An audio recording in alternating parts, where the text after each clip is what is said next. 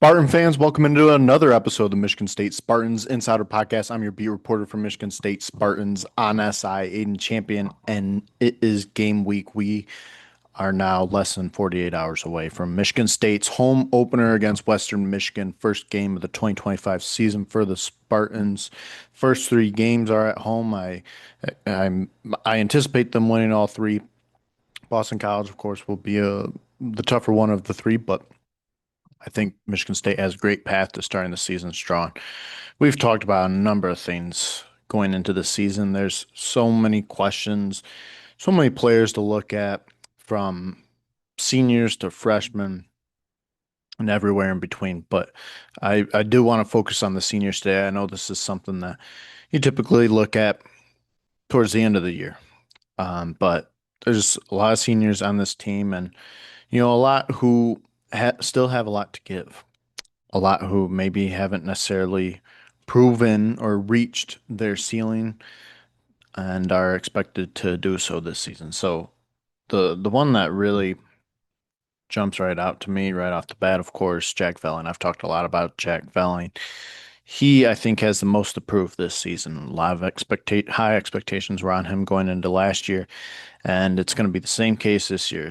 Second year in a row, he's been a Mackey Award watch list honoree. Could be one of the best tight ends in the country, and I think a lot of people are anticipating him to be, and I think he will. I, or at least I think he's going to be much improved. He's talked about how placed an emphasis on improving against man coverage and beating his man one-on-one. I think that's going to help him a lot if he's able to do that this year. I think a lot of the focus is going to be placed on this very talented and deep wide receiver room. It's going to kind of take some pressure off of him.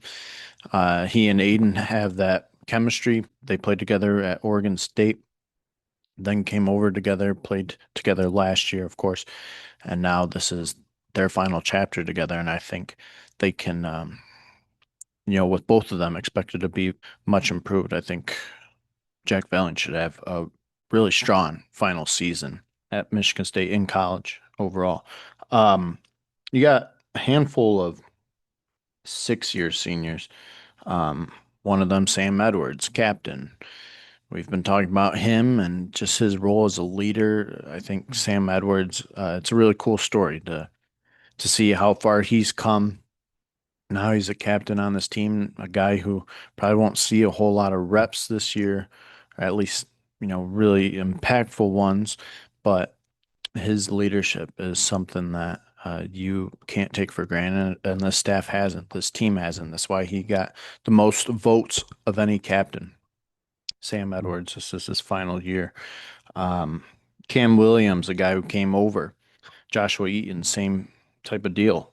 Both of them transfers that came over this offseason, both of them expected to be, if not starters, very significant contributors. Joshua Eaton going to be in the secondary. Um, and he's got a lot of experience. Obviously, Cam Williams, he does as well.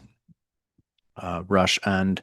There's a lot of turnover at that position. He comes in expected to make a big impact on defense and rush end position. That's one that yeah, you have a lot of newness there, but some very talented guys, very experienced guys, and there's going to be a microscope on that room because obviously one of the key areas on this defense or major emphasis on this defense is going to be getting to the quarterback because that was something that Michigan State, really got away from last year, and that's going to be crucial that they're able to get back to that.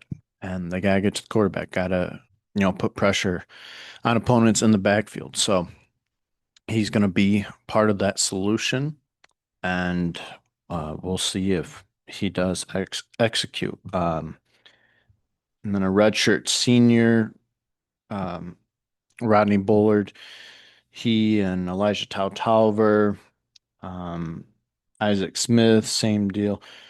Grady Kelly, same deal. Those guys all came over through the portal. Matt Golban, too. Um, all of them came over through the portal this offseason. all of them expected to the same type of deal with Cam Williams and Joshua Eaton. All of them could start. Grady Kelly, I mean, he's going to be big for the interior defensive line. He's got experience. He, had production at Florida State, but I think he'll be able to make a larger impact here. And what is a very deep interior defensive line room.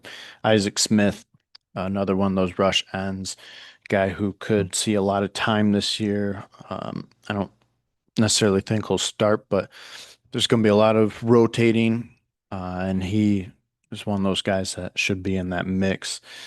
Tao Tolliver, running back, obviously that's a big question. That's probably the position battle that has the most eyes on it. But I've been saying I think it's going to be a running back by committee approach, and um, you know Brian Lindgren, offensive coordinator, said that these first 3 weeks it's going to kind of be rotating those three guys, feeding the hot hand is what he said. Rodney Bullard, a part of that very talented wide receiver room, had a lot of success at Valdosta State and was part of their run to the national championship game at the D2 level. They lost, but he's got experience with a winning program and was a all conference first team guy. Very talented. Could get that wide receiver three job. Um, so, just right off the bat, talking about all these guys, these newcomers, all of them are in their final year, and they're going to make up a large part of this team, and uh, they're going to dictate, if this team does find success. Same thing with Omari Kelly. He's a senior. Nijay Burt, senior defensive back. Um, those guys both came over this offseason. We know that Omari Kelly is going to be your wide receiver too, and the staff's been very impressed with him. He's going to be returning punts as well. Was an all-conference punt returner at Middle Tennessee State last year, and then Nijay Burt.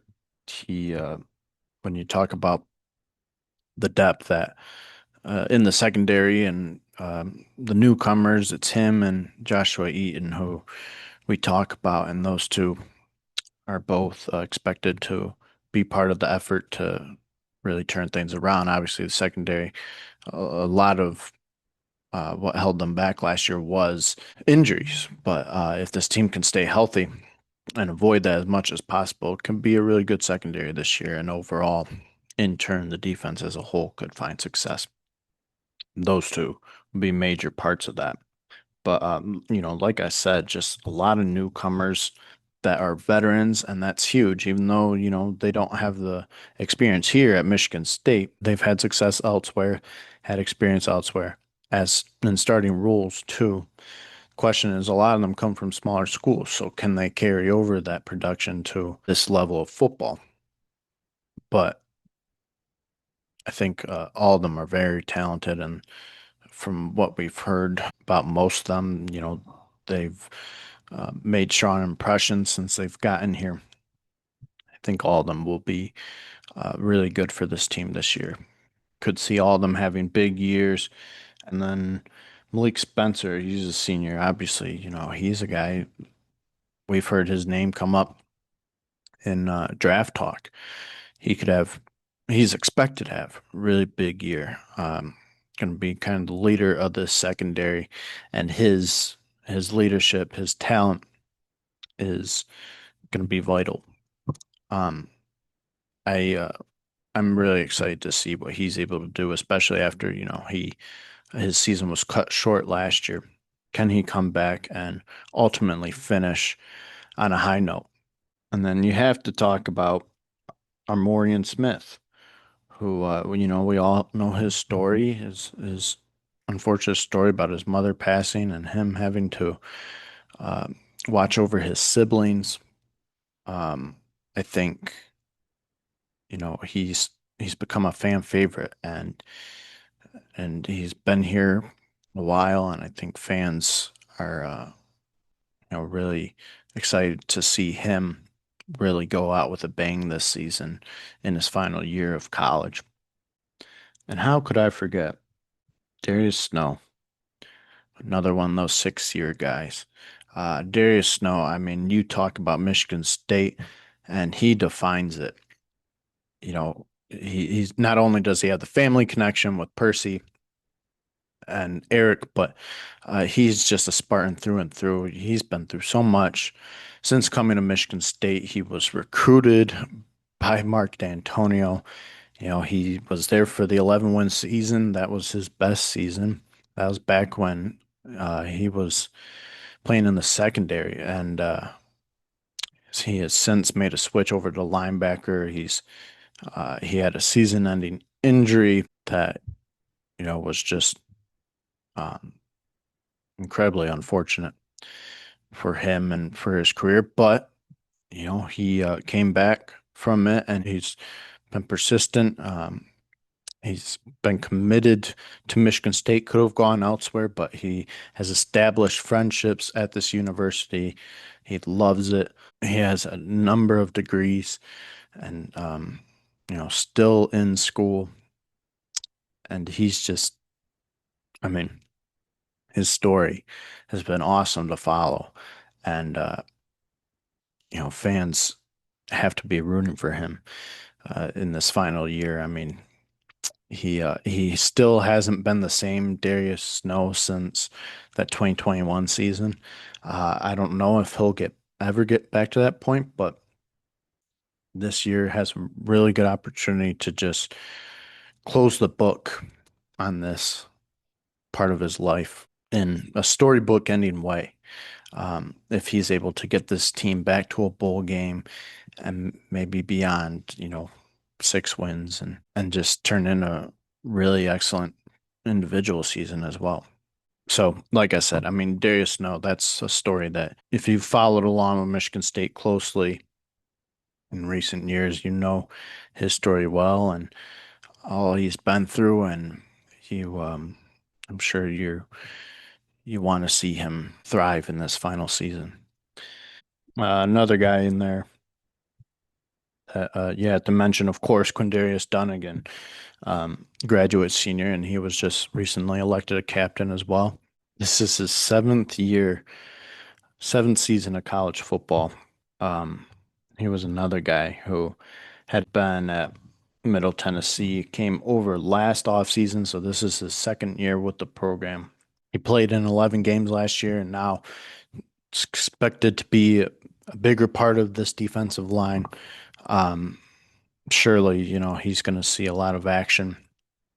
He's also going to be one of those guys that will be part of the effort to really get things going on the exterior defensive line and getting to the quarterback and limiting QB threats. And I think he's going to have a really good final season of college football. And he's just a great guy too. All these guys are. And that's, something that you notice a lot with the veteran guys. They're more personable. Um, I think they don't take things for granted. A lot of them have experienced injuries along the way. A lot of them have faced um, bad seasons. And the more you experience setbacks, the more grateful you are for the opportunities that you get. All of them have one final one here now.